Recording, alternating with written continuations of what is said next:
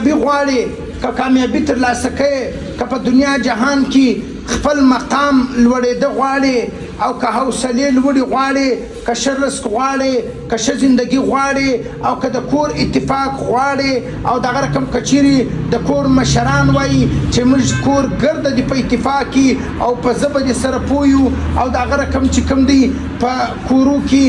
ډېر داسې انسانان شته چې هغه په ژبه نه سره پوهېږي که چیرې دا وایسته چې موږ په کور کې په ژبه سره پوه سو او زموږ دغه رقم په کور کې جګړې نه وي یا دغه رقم په کور کې محبت و اتفاق کې دا کامیابي ګرده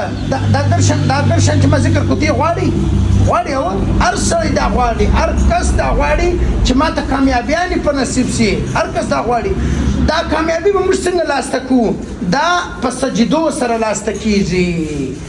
د الله سره محبت د الله سره دوستي د الله سره تعلق د الله سره جوړه په چی سره راځي